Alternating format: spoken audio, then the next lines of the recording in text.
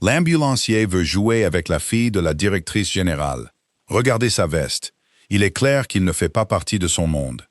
Cette insulte murmurée était la dernière chose que l'on s'attendait à entendre à ce gala de Noël de Chicago. Personne ne pensait qu'elle aurait de l'importance. Mais la fillette sourde de 8 ans qui agrippait le poignet de l'inconnu ne faisait pas que briser les règles tacites du monde de sa mère. Elle était sur le point de révéler tous les secrets de cette salle de bal au grand jour. Avant de voir jusqu'où iraient ces secrets, revenons en arrière. Revenons à une allée fissurée à Berwyn, dans l'Illinois. C'est là qu'un père célibataire, nommé Arthur Kane, croyait encore que le travail et l'amour étaient tout ce dont un homme avait besoin. Arthur Kane avait 37 ans, et il croyait en une seule chose, du plus profond de son être. Si un homme travaillait assez dur et aimait son fils de toutes ses forces, la vie ne lui devait rien de plus. Peu importait que ses bottes de travail tiennent avec du ruban adhésif, ou que son compte en banque affiche 47 $ à 2 jours de la paye. Cette croyance était son socle chaque matin à 5h10. Dans son petit appartement de l'avenue Wesley à Berwyn, dans l'Illinois. Il ne savait pas que dans 6 heures, une salle pleine d'inconnus en smoking le regarderait avec mépris, et qu'une fillette de 8 ans, qui ne pouvait pas entendre un mot, allait tout changer. Ce matin de décembre, Arthur était debout avant son réveil, comme toujours. D'abord le café, noir, dans une tasse ébréchée où il était écrit « Le pêcheur le plus passable du monde ». Puis des œufs pour Miles, son fils de 9 ans, qui mangeait debout au comptoir parce que le bus scolaire passait à 7h40. Le vieux minivan, que Miles appelait le dragon à cause de son grognement au démarrage, avait déjà eu besoin d'aide 2 fois cette semaine-là. Arthur gardait une batterie de secours derrière le siège du conducteur, comme d'autres hommes gardent une roue de secours. Il avait 2 emplois. Le jour, il était ambulancier pour les services d'urgence de Chicago. La nuit, il faisait des gardes de sécurité quand son emploi du temps le permettait, parce que le salaire d'un ambulancier ne suffisait pas. Pas pour un garçon qui grandissait et un propriétaire qui augmentait le loyer chaque mois de mars. Sa voisine, Mademoiselle Betty, 2 portes plus loin, gardait un œil sur Miles les soirs où Arthur travaillait tard, et en échange, Arthur réparait la balancelle de son Porsche.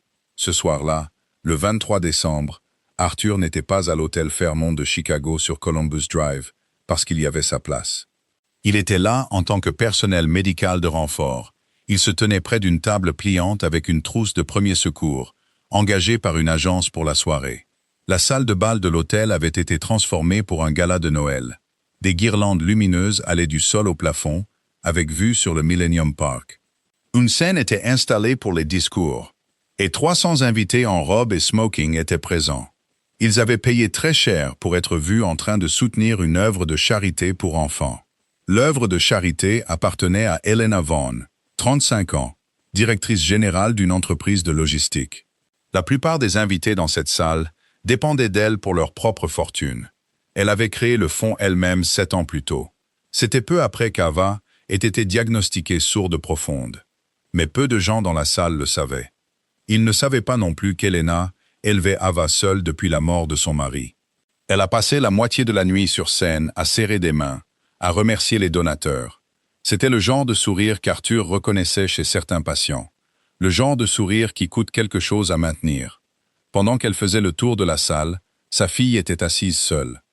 Ava Vaughn avait 8 ans, dans une robe de velours rouge, ses cheveux sombres bien coiffés en arrière, et elle était sourde.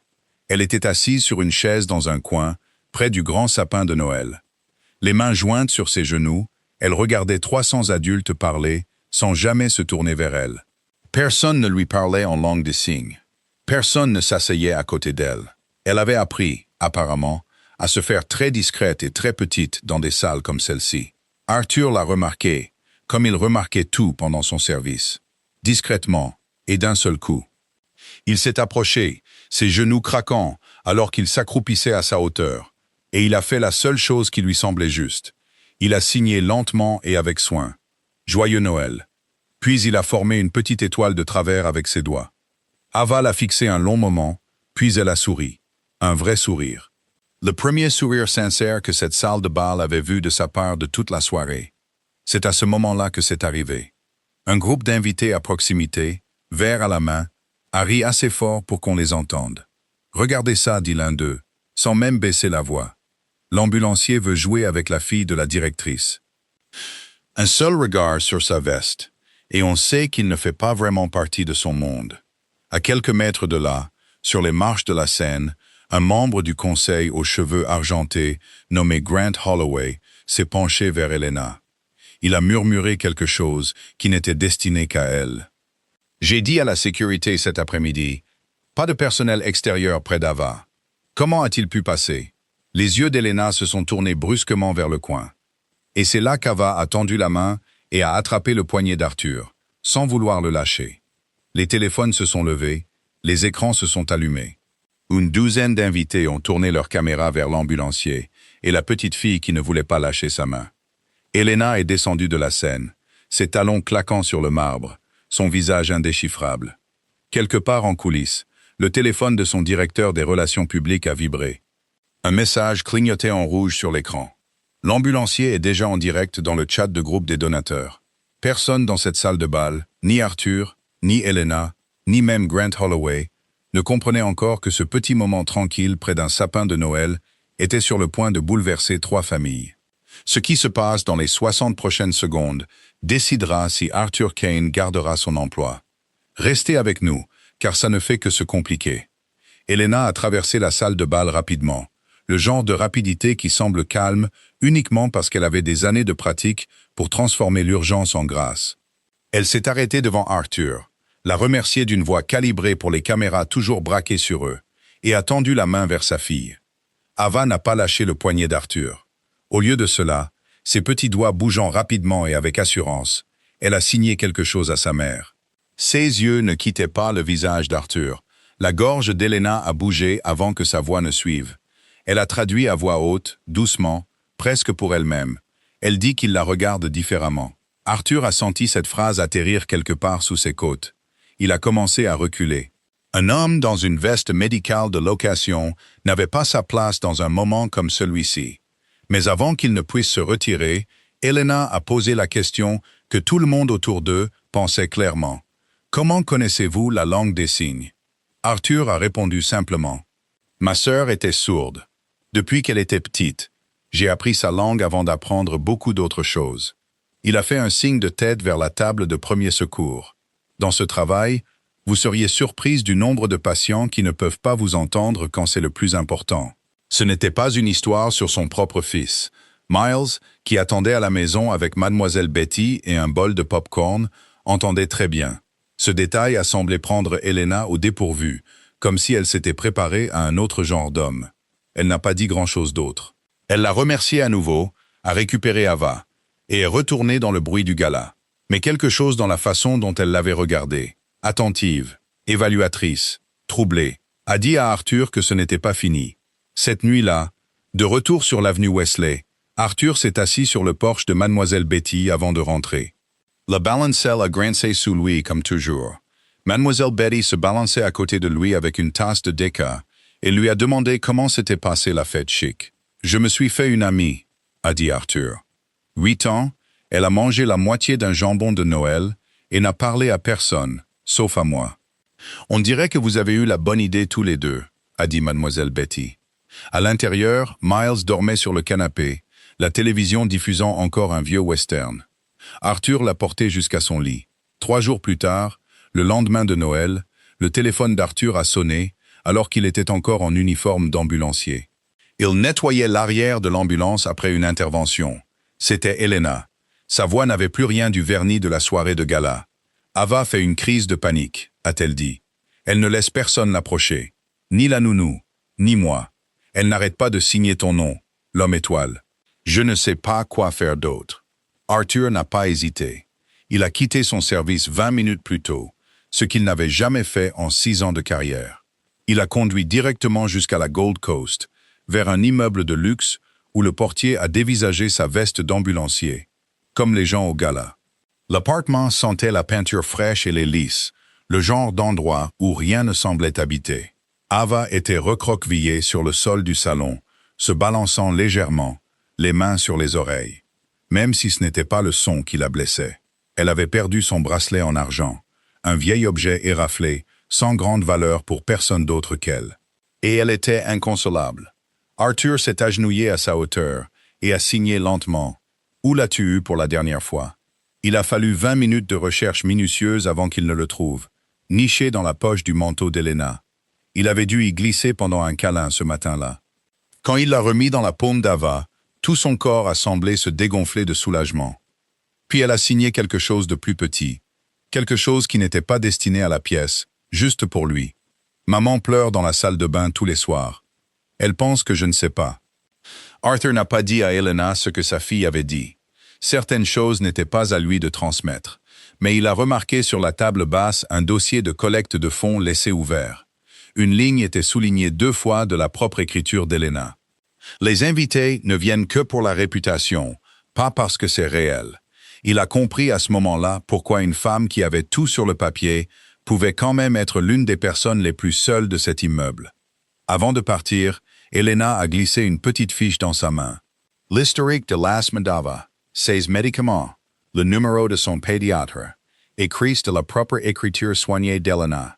Juste au cas où, a-t-elle dit, sans vraiment le regarder dans les yeux. Je ne sais pas pourquoi je vous fais confiance avec ça. C'est juste comme ça. Arthur l'a plié dans la poche de sa veste et s'est dit qu'il n'en aurait probablement jamais besoin.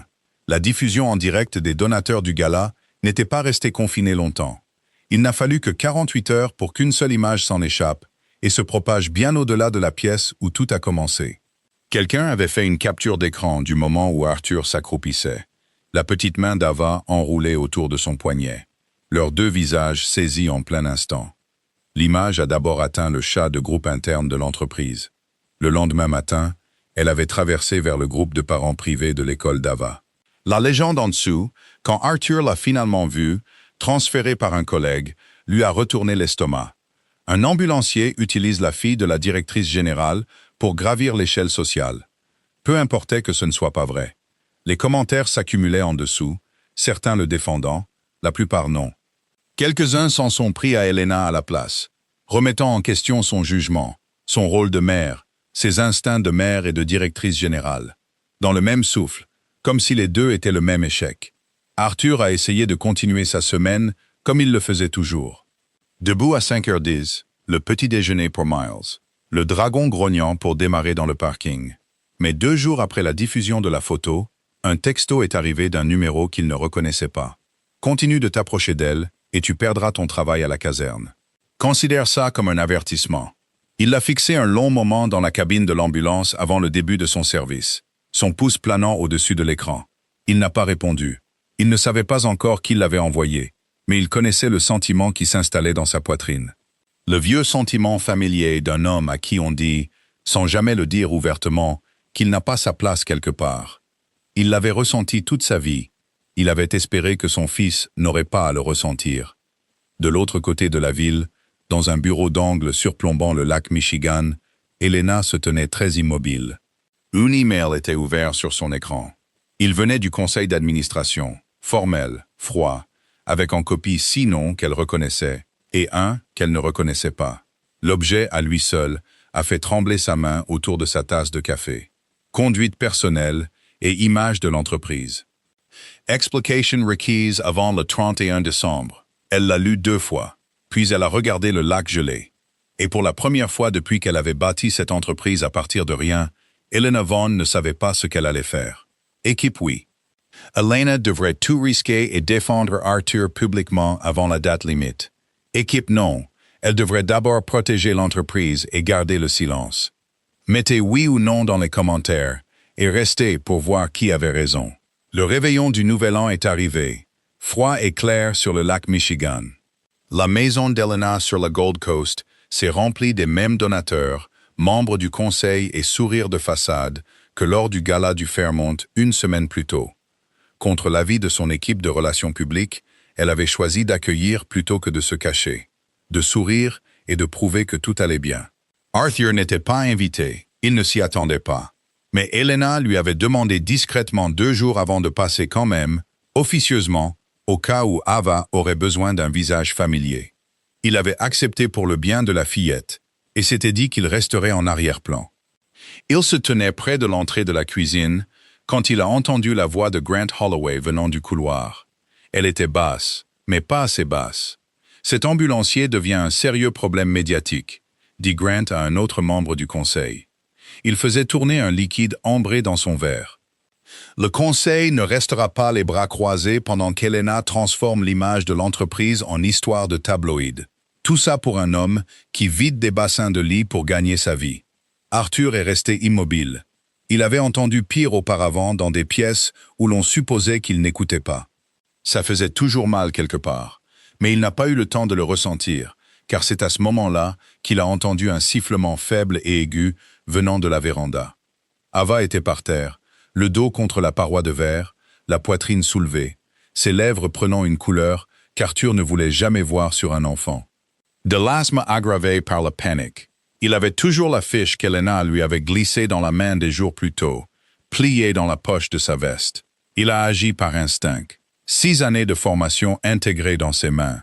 À ses côtés en quelques secondes, il a signé des instructions calmes. Respire avec moi, lentement.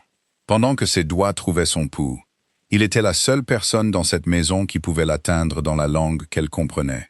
Helena est arrivée en courant, talons oubliés, et a essayé de se frayer un chemin jusqu'à sa fille. Grant l'a attrapée par le bras. « Vous ne pouvez pas laisser un étranger poser les mains sur elle devant les donateurs, » dit-il d'une voix basse et urgente. 2 autres membres du conseil se rapprochaient derrière lui. « Pensez à l'image que ça donne, Helena. Pensez à l'entreprise. »« Ma fille ne peut pas respirer, » a dit Helena. Et pendant une terrible seconde, elle a hésité. Tiraillée entre la femme qui avait bâti un empire et la mère se tenant à 1 mètre de l'urgence de son propre enfant. Dans cette demi-seconde, Helena ne choisissait pas entre un étranger et sa fille. Elle choisissait entre la veuve, qui avait bâti un empire seule. Parce que craquer, même une seule fois, aurait pu tout lui coûter. Et la mère, qui ne s'était jamais permis de craquer à la maison. L'entreprise était la seule chose en laquelle elle avait jamais eu pleinement confiance pour les protéger toutes les deux. Et pendant une seconde impardonnable, la protéger semblait plus sûre que d'admettre que cela ne suffisait pas. Arthur a réussi à stabiliser la respiration d'Ava tout seul. La couleur est revenue sur ses lèvres, sa petite main agrippant sa manche tout le temps. Quand les ambulanciers, qu'Helena a finalement appelés, sont arrivés 11 minutes plus tard, Ava était stable. Elle était fatiguée et en sécurité. C'est alors que Grant s'est avancé et a demandé à Arthur, devant toute la salle, de partir. Helena n'a pas dit un mot pour le défendre. Elle est restée là, déchirée, et l'a laissé partir dans le froid, sans un regard en arrière. Parce que regarder en arrière dans cette pièce lui aurait coûté quelque chose qu'elle n'était pas prête à perdre. Arthur n'a rien dit non plus. Il avait appris que certaines pièces ne valaient pas la peine de se disputer. Il a marché jusqu'au dragon, s'est assis derrière le volant et a laissé le moteur grogner dans le noir.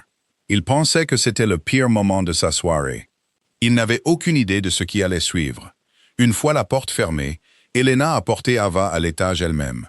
Elle est passée devant les donateurs qui murmuraient encore en bas, devant Grant qui rajustait ses manchettes comme un homme qui venait de corriger une erreur mineure d'horaire. Elle s'est assise sur le bord du lit d'Ava, longtemps après que sa fille se soit endormie, son pouce traçant le bracelet en argent éraflé. Et elle s'est enfin permis de ressentir à quel point elle avait eu peur. Elle a pensé à la demi-seconde où elle avait hésité à la porte de la véranda. Et elle savait qu'elle y penserait longtemps. En bas, la fête continuait comme si de rien n'était. Le champagne était resservi, les comptes à rebours synchronisés sur minuit. Helena n'est jamais redescendue. Elle est restée assise dans le couloir sombre devant la chambre de sa fille, le téléphone sur ses genoux. Et elle a manqué les premiers feux d'artifice sur le lac à minuit. Sa radio a crépité avant même qu'il ne soit sorti de l'allée. Incident impliquant plusieurs véhicules sur Lakeshore Drive en direction du nord, près de la rue Oak. Camion de logistique renversé. Demande de toutes les unités disponibles. Le répartiteur a lu le nom de l'entreprise. Et l'estomac d'Arthur s'est noué avant que son cerveau ne comprenne. C'était l'entreprise d'Helena. Un de ses propres camions de livraison, le soir du Nouvel An, renversé sur 2 voies de Lakeshore Drive, avec un chauffeur piégé à l'intérieur. Arthur a été le premier sur les lieux. Le trafic était bloqué sur 1,5 km. Le vent du lac soufflait de travers sur la route. Des boîtes en carton et des caisses jonchaient les 2 voies. Le camion était sur le côté contre la médiane. Il a travaillé vite et bien, a stabilisé le chauffeur, a appelé les secours pour l'extraire. Il a gardé une voix calme pendant qu'un agent de la circulation déviait les phares des voitures autour de l'épave. C'est en aidant à dégager les sangles de chargement de l'épave qu'il a remarqué quelque chose d'anormal. Les sangles d'arrimage robustes ne s'étaient pas rompues sous la tension comme dans un véritable accident. Elles avaient été coupées nettes, des lignes régulières, le genre que fait une lame. Arthur avait vu assez de vrais accidents en 6 ans pour connaître la différence même en dormant. Il a interpellé le coordinateur de la sécurité de la Seine qui avait déjà sorti les images du quai de chargement sur son téléphone pour le rapport d'assurance. Arthur a montré les sangles coupées. Le visage du coordinateur est devenu pâle et il a tourné l'écran vers Arthur sans un mot. Grant Holloway près du quai de chargement, 3 heures avant le départ du camion. Et puis, presque comme une pensée après coup, le coordinateur a mentionné un message interne qui avait circulé discrètement et avait été tout aussi discrètement supprimé. Un message qu'il avait capturé avant qu'il ne disparaisse. Créer un incident assez gros pour forcer Elena à démissionner avant la nouvelle année. Arthur se tenait sur le bas-côté de Lakeshore Drive vers 1 heure du matin, les gyrophares rouges balayant son visage. Et il a compris d'un seul coup que cela n'avait jamais été à propos de lui. Il était une cible pratique. La vraie cible avait toujours été Elena. Une démission aurait ouvert la voie au conseil pour que Grant prenne sa place. Et sa fille en avait presque payé le prix 2 fois en une seule nuit. Il n'a pas dormi cette nuit-là. Elena non plus. Au lever du soleil, l'histoire avait déjà atteint les rédactions des nouvelles locales. Le titre était sous une photo du camion renversé, la glace du lac scintillant derrière. Accident de camion logistique, sur Lakeshore Drive, sabotage suspecté. Un ambulancier sur les lieux fait face à un examen renouvelé. Arthur l'a lu debout dans sa cuisine à 6 heures du matin. Son café refroidissant dans sa tasse ébréchée. Miles dormait encore au bout du couloir. Il a pensé au message l'avertissant de rester à l'écart, à la main d'Ava agrippant sa manche alors qu'elle luttait pour respirer, au silence d'Elena à la porte. Et sous tout cela, calme et têtu, cette même vieille croyance tenait bon. La vérité trouve son chemin vers la lumière, même quand tout le monde dans la pièce est déterminé à la garder enfouie. Ce qu'Arthur ne savait pas encore, c'est que la vérité était sur le point d'éclater à l'endroit le plus inattendu, dans une salle de conseil, devant tous ceux qui avaient essayé de l'enterrer. Elena n'avait pas dormi plus de 3 heures par nuit depuis l'accident. Elle les avait passées à sa table de cuisine, rassemblant chaque séquence vidéo et chaque fil de discussion qu'elle pouvait trouver. Elle n'en a pas parlé à son assistant. Elle n'en a pas parlé au service juridique. Elle a monté le dossier elle-même, seule, à 2 heures du matin, la seule façon qu'elle connaissait pour survivre. Elle n'avait pas fait attention à l'endroit où elle le faisait. Plus d'une fois, Ava était entrée pour boire de l'eau et avait surpris sa mère au téléphone avec la sécurité. Les mots sangles coupées et sabotage étaient clairs sur ses lèvres. Elena n'avait pas réalisé à quel point un enfant qui ne pouvait pas entendre une pièce avait appris à lire tout le reste à la place. La réunion d'urgence du conseil d'administration a été convoquée pour 9 heures le 2 janvier. Dans une salle de conférence au 40e étage, surplombant un lac encore couvert de glace depuis l'accident 4 nuits plus tôt. Elena est entrée en sachant déjà comment cela se passerait. Grant s'en était assuré. Il n'a pas attendu longtemps pour commencer. Soyons honnêtes sur ce qui s'est passé ici, a dit Grant. Il se tenait en bout de table comme s'il en était déjà le propriétaire. La distraction personnelle d'Elena, cette relation avec un ambulancier, est ce qui a conduit à une erreur de jugement le soir du Nouvel An. Cette erreur est directement liée aux défaillances de sécurité derrière l'accident de lundi soir. Je ne pense pas que quelqu'un veuille le dire, mais je le ferai. Quelques membres du conseil ont hoché la tête. Personne ne s'est opposé à lui. Elena était assise, les mains jointes sur la table, la mâchoire serrée. Elle regardait des années de leadership se faire démanteler en une seule phrase. C'est alors que la porte s'est ouverte. Ava, amenée par la nounou de la famille à la demande discrète d'Elena la veille, est entrée directement au milieu de la réunion. Elle n'a pas regardé les membres du conseil, elle a regardé sa mère. Puis, elle a commencé à signer. Lentement, délibérément, fort de la seule manière dont un enfant sourd peut être fort dans une pièce pleine d'adultes entendants, en s'assurant que chaque personne regardait ses mains. La pièce est devenue silencieuse, à l'exception du faible bourdonnement des bouches de chauffage. Une secrétaire sur le côté s'est figée. le stylo toujours sur le papier. Elena s'est levée. Sa voix s'est brisée à mi-chemin. Elle dit, Elena a dû s'arrêter, déglutir, et recommencer. Elle dit, cet homme m'a sauvé avec ses mains. Cet homme, elle a regardé Grant droit dans les yeux, ne fait que parler, et couper des cordes. Personne n'a bougé. Un membre plus âgé du conseil a repoussé sa chaise et s'est levé lentement, comme si quelque chose en lui s'était enfin mis en place. Elena n'a attendu que personne d'autre ne parle. Elle a pris le dossier, qu'elle avait monté seule pendant 3 nuits blanches, et a connecté son ordinateur portable à l'écran. La vidéo du couloir a été diffusée en premier. La voix de Grant captée à travers une porte qu'il n'avait pas réalisé être entr'ouverte, qualifiant Arthur de problème médiatique quelques minutes avant que la respiration d'Ava ne lâche. Puis les images du parking, horodatées 3 heures avant le départ du camion. Grant près du quai de chargement sans raison d'y être. Puis le message capturé, destiné à disparaître discrètement. Créer un incident assez gros pour forcer Elena à démissionner avant la nouvelle année. Tous les regards sont passés de l'écran à Grant, puis sont revenus, puis lentement vers Elena. C'est là qu'elle a craqué. Le sang-froid qu'elle avait maintenu depuis le gala, depuis l'accident, depuis chaque pièce silencieuse où elle avait ravalé sa peur pour protéger l'image de l'entreprise, a tout simplement cédé.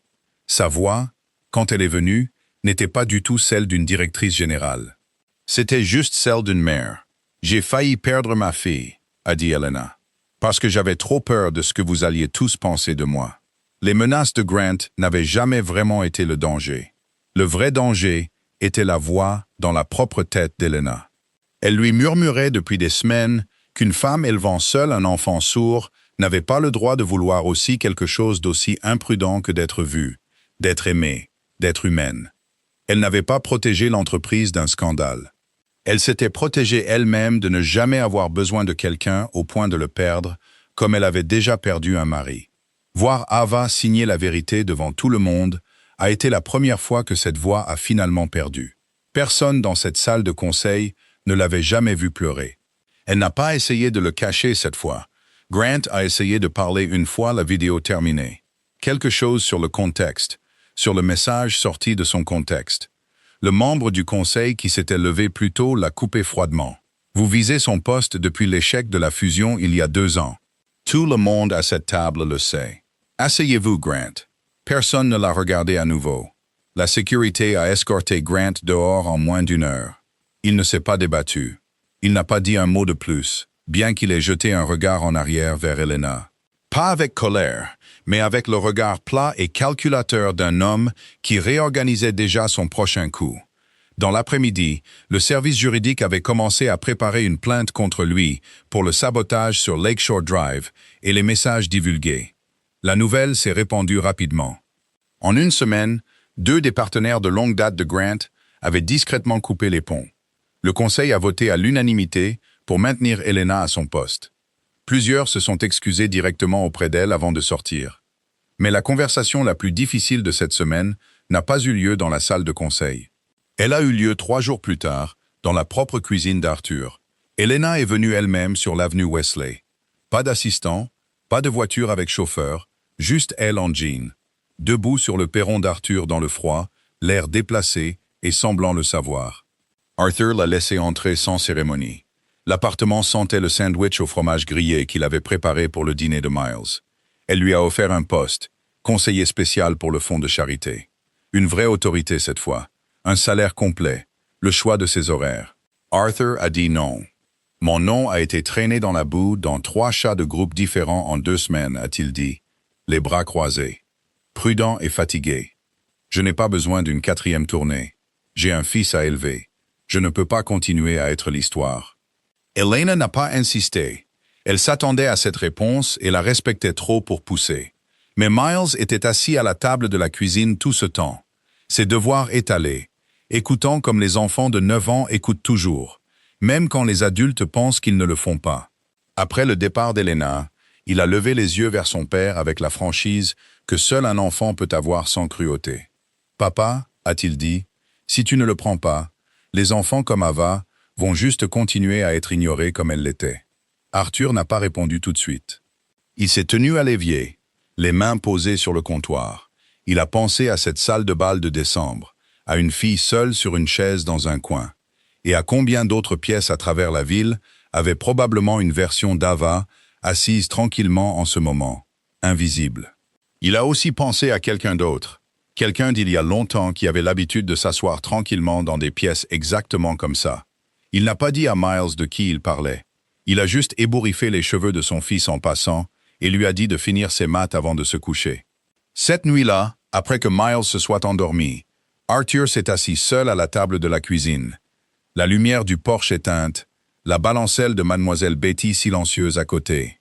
Il retournait la décision dans sa tête comme il vérifiait son équipement avant un service, cherchant la fissure qui pourrait céder plus tard s'il ne faisait pas attention maintenant.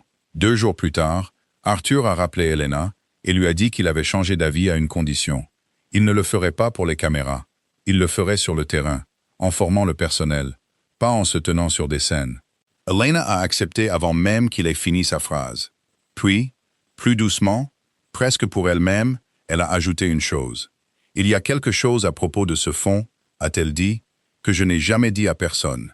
Ni au conseil, ni à la presse, ni même à Ava. » Elle n'était pas encore prête à le dire, mais ça allait venir. Et quand ça viendrait, ça changerait la façon dont Arthur comprenait absolument tout ce qui s'était passé depuis cette nuit de décembre au Fairmont. Janvier est un mois calme à Chicago, gris et lent. Mais ce janvier-là, quelque chose dans l'opinion de la ville sur Arthur Kane a commencé à changer. Personne n'a jamais confirmé qui avait divulgué les images de la salle de conseil. Le clip d'Ava, debout dans la salle de conférence du 40e étage, signant pendant que sa mère traduisait en larmes. Il est apparu sur un compte de nouvelles locales, puis s'est propagé plus loin que l'entreprise ne s'y attendait. Les commentaires en dessous étaient différents maintenant. Les gens ne se moquaient plus de l'ambulancier. Ils demandaient pourquoi il avait fallu une enfant sourde de 8 ans pour dire ce que les adultes dans cette pièce n'avaient pas eu le courage de dire. Arthur n'a pas lu la plupart des commentaires. Il avait appris à ne pas chercher son nom dans des endroits qui n'étaient pas sa cuisine ou ses propres 2 oreilles. Il a pris le rôle de conseiller à ses conditions. Pas un titre, pas une scène, juste ses mains et sa formation. Il a passé ses semaines à aller de caserne en caserne, enseignant les bases aux équipes d'ambulanciers. Comment amener un patient effrayé, non-verbal ou sourd, à vous faire confiance en moins de 60 secondes? Ce n'était pas un travail glamour, mais c'était le genre de travail qu'Arthur avait toujours compris comme étant plus important que celui qui vous fait remarquer. Elena a changé la politique de l'entreprise en un mois. Chaque événement majeur nécessitait désormais un membre du personnel parlant couramment la langue des signes américaine. Cela ne coûtait presque rien à l'entreprise et, apparemment, personne n'y avait jamais pensé auparavant. Ava a changé aussi. Elle a cessé d'attendre dans les coins. Lors de la fonction suivante de l'entreprise, une modeste inauguration, rien de comparable au gala du Fairmont. Elle s'est approchée directement des invités et a signé les présentations elle-même. Un interprète la suivait. Personne ne l'a ignoré 2 fois. Miles venait parfois le week-end, quand Arthur avait des sessions de formation et pas de babysitter. Il a appris les signes de base plus vite que prévu, voulant simplement parler à sa nouvelle amie. Il est devenu, sans que personne ne le prévoie, le pont le plus facile entre 2 mondes. Grant Holloway n'a pas eu autant de chance. En 2 mois, la plupart de ses anciens partenaires commerciaux avaient discrètement coupé les ponts. Le procès contre lui a avancé ce printemps-là. Personne dans l'entreprise d'Elena ne prononçait beaucoup son nom.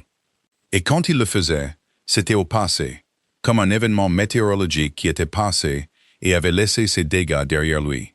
Quant à Arthur et Elena, ils ont gardé une distance prudente en public. Pas de photos, pas de rumeurs. Les tabloïds pouvaient faire un titre sur ce qui grandissait tranquillement entre eux. Aucun des deux ne s'est précipité.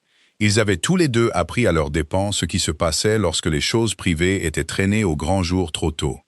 Mais un petit moment dans un parc public en dirait plus à Elena que n'importe quel titre de journal. De retour sur l'avenue Wesley, la vie a repris sa forme habituelle. Arthur faisait toujours des œufs à 5h10. Il se battait toujours avec le moteur du Dragon les matins froids. Il s'asseyait toujours sur le porche de Mademoiselle Betty certains soirs, quand la balancelle avait besoin d'être resserrée. Elle avait eu vent de toute l'histoire à ce moment-là, et elle n'avait qu'un seul commentaire à ce sujet. « Les riches, dit-elle en se balançant lentement, passent leur vie à chercher ce que tu as eu gratuitement tout ce temps.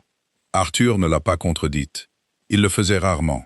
C'est arrivé un samedi ordinaire de fin janvier, dans un petit parc à 2 pâtés de maison de l'immeuble d'Elena, où Ava aimait nourrir les pigeons.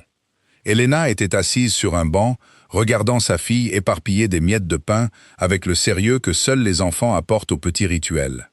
Quand Ava s'est retournée et a signé quelque chose destiné uniquement à sa mère. « Je veux qu'Arthur reste pour toujours. » Comme sa sœur est restée avec lui.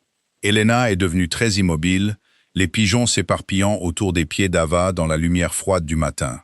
C'était la première fois que quelqu'un, y compris Arthur, lui mentionnait sa sœur. Et quelque chose dans la formulation l'a frappé comme étant plus qu'un simple souhait d'enfant. Elle a pensé au dossier de collecte de fonds sur sa propre table basse des mois auparavant, annoté de sa propre écriture, sur les donateurs qui n'étaient pas sincères. Elle a pensé au message anonyme qu'Arthur avait reçu, l'avertissant de s'éloigner. Elle a pensé à un homme qui s'était présenté à un gala où il n'était pas invité, qui connaissait une langue qui n'avait rien à voir avec son travail, qui avait refusé l'argent et le titre 2 fois, plutôt que de laisser son fils le voir devenir un titre de journal. Et elle a pensé pour la première fois que peut-être une partie de ce qu'elle avait construit n'avait pas commencé comme elle l'avait toujours supposé. Ce soir-là, elle a trouvé Arthur qui attendait dehors, appuyé contre le dragon dans le froid, les mains dans les poches de son manteau. Elle n'a pas tourné autour du pot. Elle a juste posé la question, calmement et directement. « Votre sœur », a dit Elena. Comment s'appelait-elle? Arthur l'a regardé un long moment avant de répondre. Quelque chose sur son visage lui a dit que ce n'était pas une petite question et que la réponse attendait depuis longtemps d'être posée. Ce qu'Elena ne savait pas encore, c'est que la réponse se trouvait dans un dossier verrouillé dans son propre bureau depuis 7 ans. 1 an plus tard, la salle de bal du Fairmont Chicago s'est à nouveau remplie pour le gala de Noël. Les mêmes guirlandes lumineuses, la même vue du Millennium Park, scintillant à travers les hautes fenêtres. Mais ce n'était pas la même pièce. Cette année, Ava se tenait sur scène à côté de sa mère dans une robe de velours vert au lieu de rouge. Elle a signé un court remerciement pendant qu'un interprète prononçait les mots à voix haute. Personne dans cette salle de bal n'avait autant besoin de la traduction que 12 mois plus tôt. Une douzaine d'invités lui ont répondu en signant, maladroitement, mais sincèrement. Il n'y avait pas de chaise dans un coin, avec une petite fille assise seule ce soir-là. Elena s'en était assurée des mois auparavant, et cela avait tenu. Chaque table avait maintenant une petite carte imprimée, expliquant une poignée de signes de base. « Bonjour, merci, bienvenue ». Arthur se tenait près du bord de la scène, pas dans une veste d'agence cette fois, mais dans un simple costume sombre. Miles se tenait à côté de lui. 9 ans allant sur 10, chuchotant que son père avait toujours l'air ridicule dans autre chose qu'une veste de travail. Arthur a ri doucement et n'a pas été en désaccord. Arthur lui avait dit le nom au printemps, assis sur le haillon du dragon, devant un site de formation. Clara, avait-il dit. Elle s'appelait Clara. Elena n'avait pas insisté pour en savoir plus ce jour-là. Elle avait seulement hoché la tête et gardé le nom en mémoire. Après la fin des discours, et que la foule se soit dispersée vers les tables de dessert, Elena a trouvé Arthur près du vestiaire. Elle lui a tendu une petite boîte en bois, vieille et éraflée au coin. « J'ai trouvé ça en parcourant les documents originaux du fonds », a-t-elle dit. « De l'année où je l'ai créé. Je pense que ça t'appartient plus qu'à moi. » À l'intérieur se trouvait un seul relevé bancaire, vieux de 7 ans, plié doucement le long de ses plis. Une ligne était entourée d'une vieille encre, un don anonyme à la toute première année du fonds de charité d'Elena. Un montant assez important pour avoir suscité l'émoi parmi son personnel, bien que personne n'ait jamais su d'où il venait. Les mains d'Arthur se sont immobilisées sur le papier. Le montant correspondait presque au dollar près à un règlement juridique que Clara avait reçu des années plus tôt. C'était peu avant que la longue maladie liée à sa perte d'audition ne l'emporte bien trop jeune. Arthur se souvenait d'être assis à côté d'elle à une table de cuisine lorsque les papiers du règlement étaient arrivés. Tous deux incertains de ce qu'une personne était même censée faire avec de l'argent qui ne pouvait pas racheter une seule conversation qu'ils avaient déjà perdue. Il avait toujours supposé qu'elle l'avait laissée intacte. Il n'avait jamais pensé à vérifier.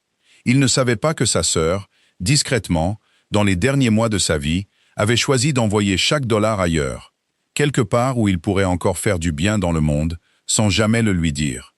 Arthur avait passé 7 ans à croire que le dernier acte de sa sœur avait été de mourir tranquillement sans se plaindre.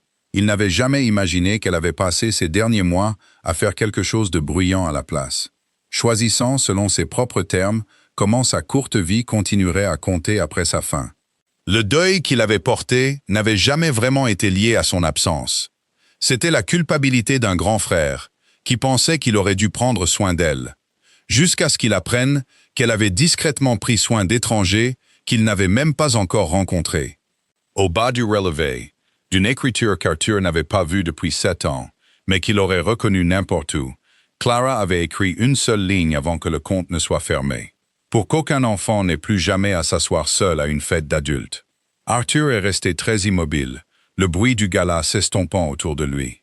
Et il a compris d'un seul coup que chaque pièce de cette dernière année, ce premier sourire de décembre, les insultes murmurées, la panique dans une véranda de luxe, le camion sur Lakeshore Drive, Elena craquant devant son propre conseil, tout cela avait discrètement mené à cette petite boîte. « Je connaissais son nom », dit doucement Elena. « Je n'ai jamais su que c'était elle. Pas avant aujourd'hui. » Arthur n'a rien dit pendant un long moment. Il a seulement hoché la tête. Et pour la première fois depuis plus longtemps qu'il ne pouvait s'en souvenir, les larmes sont venues, sans hâte et sans honte. Juste là, près du vestiaire, avec la main de son fils trouvant sa manche de la même manière que celle d'Ava l'avait fait autrefois. Dehors, à travers les hautes fenêtres, les lumières de Noël du Millennium Park se reflétaient sur le sol en pierre polie. Juste là, où, un an auparavant, une petite fille s'était assise seule, invisible. Personne ne s'assoit plus seul là-bas.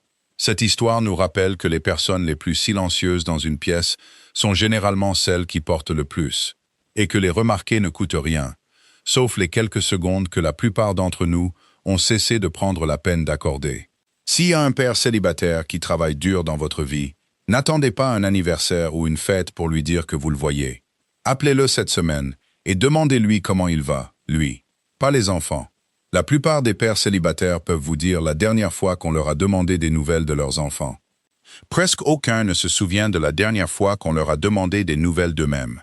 Si vous avez perdu un mari ou une femme et que la maison devient encore silencieuse vers 6 heures, n'attendez pas simplement que ça passe. Mettez la table correctement quand même ce soir. Une vraie assiette, un vrai verre.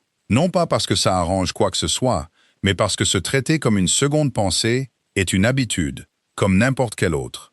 Et les habitudes sont la seule chose à notre âge que nous pouvons encore choisir. Et si vous êtes à la retraite et vous demandez ce qui vaut encore la peine d'être construit, souvenez-vous de ce qu'Arthur a bâti sans jamais le nommer ainsi. Un voisin qui prenait de ses nouvelles, un fils qui lui faisait confiance, la fille d'une inconnue qui l'a choisi sans un seul mot. Ce n'est pas de la chance, c'est de l'attention. Alors cette semaine, à la pharmacie, au café de l'église, dans la salle d'attente, cherchez la personne à qui personne ne parle. Asseyez-vous à côté d'elle, vous n'avez rien à réparer. Ne la laissez simplement pas passer cette heure comme Ava passait ses soirées. Entourée et pourtant seule. C'est l'héritage que cette histoire vous demande vraiment de transmettre. Derrière chaque script viral et émouvant, il y a un cœur humain qui a ressenti de la douleur, de l'espoir et de l'injustice. Au début, l'intelligence artificielle n'était qu'une simple assistante pour façonner les mots, pour que le message d'empathie et de courage puisse toucher un public plus large.